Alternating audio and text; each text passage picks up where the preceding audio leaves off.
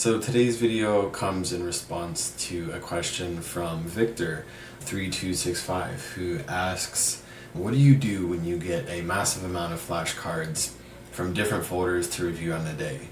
Do you make an excuse for yourself and minimize the target quantity specifically for that day? I would really love to hear your opinion. So let's get right into it. Okay, now we are in Anki. Alright, now we're in Anki, and today is a perfect example of one of those days where you log into your Anki and you just have so many cards.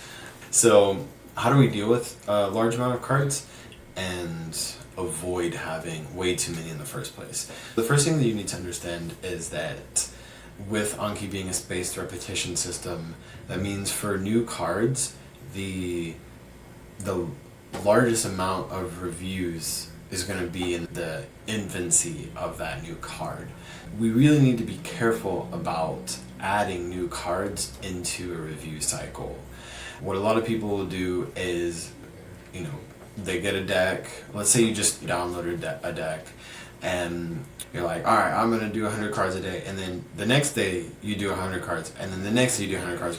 Well, because the spacing between new cards is so short, by the time you get to day 3, you're having to review 300 new cards. And that's where things get really overwhelming really quickly. So the best way to deal with this is to slowly introduce new cards. You can actually download an Anki add-on called Simulator.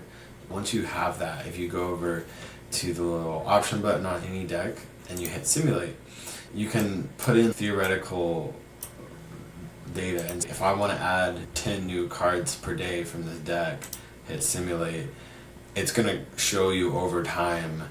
It looks like we're kind of leveling out at 120 cards per day.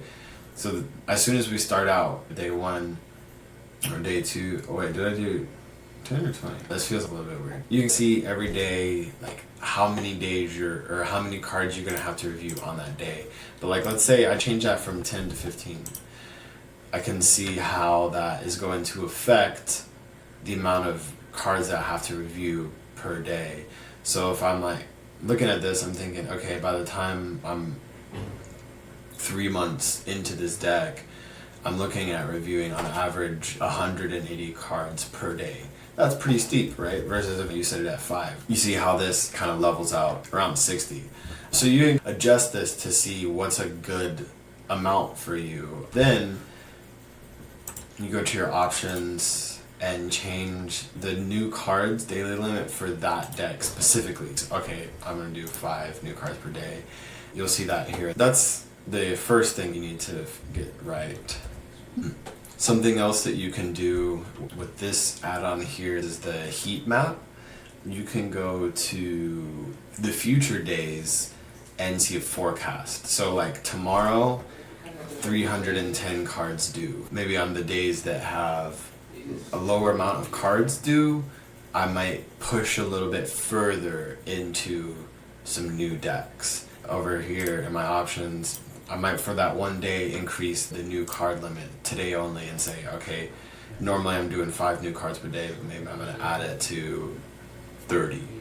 Alright, so the most important thing here is to space out when you're adding new cards. That's the bottleneck. So let's talk about what to do if you screwed up and now you're drowning in review cards. Is really discouraging and demotivating because you can never get down to this very satisfying 0, 0, 0, 0, 0 screen. What to do, how to reset. If you need a complete hard reset, you can go into any deck, browse up in the middle top here, and just Control A everything, right click, cards, and reset. That would reset everything. You'll be starting from scratch as if it was a brand new deck.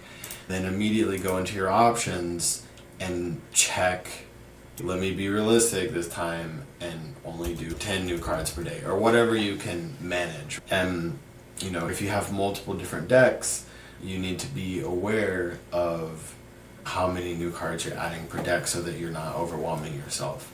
But that's just a way you can do a complete hard reset so that you can stay consistent and stop drowning in flashcards. If you find yourself with extra time, or you decide that you don't want to do your flashcards on the weekend, if you skip a day or two, all of your cards start to pile up. Let's say you decide, I don't want to do Sundays. Saturday night, you can go into your decks and do custom study and preview ahead by one day.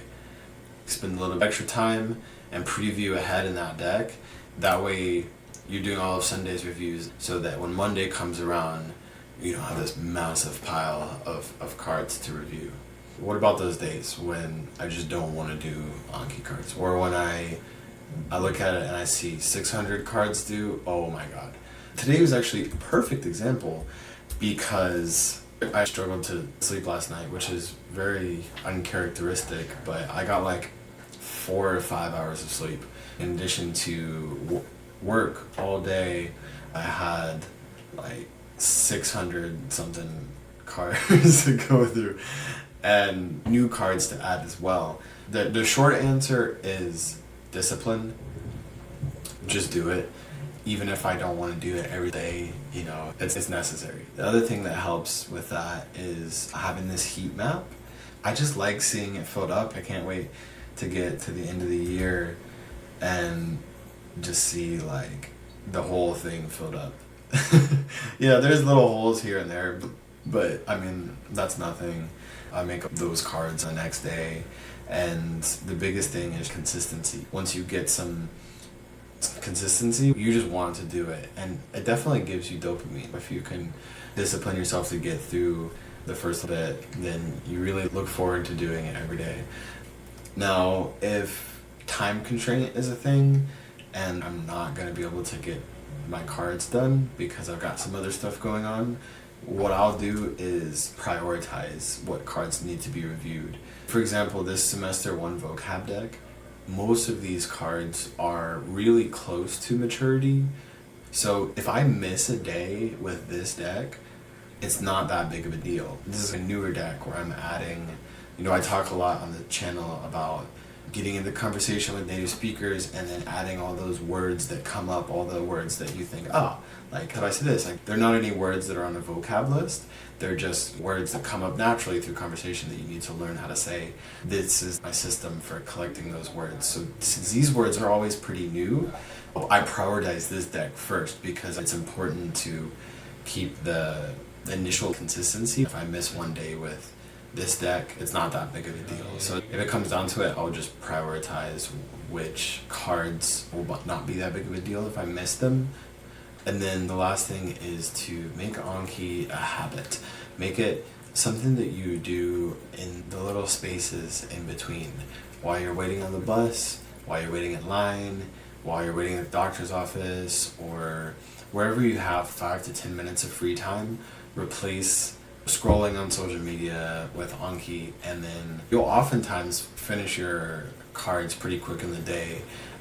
Like if you look at 677 or 674 cards, and that was only an hour and a half. That's a really long time.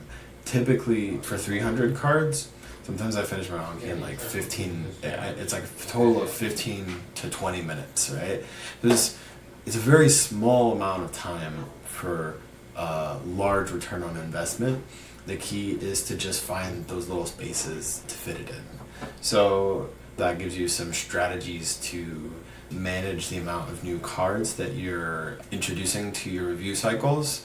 We went over the review heat map and the simulator so that you can figure out what's the right amount of new cards, adjust how many new cards you're seeing daily. That way you can throttle the amount that you're introducing into your review cycle. That should keep your cards manageable. If they're completely out of control, I showed you how to do a hard reset. So you can go into browse, control all, and just reset everything and start fresh. And then, we talked about the importance of discipline and just getting your Anki done every day, just be consistent with it. And then just how to fit it into those little gaps. Yeah, so I look forward to seeing you in the next video. Happy learning Spanish.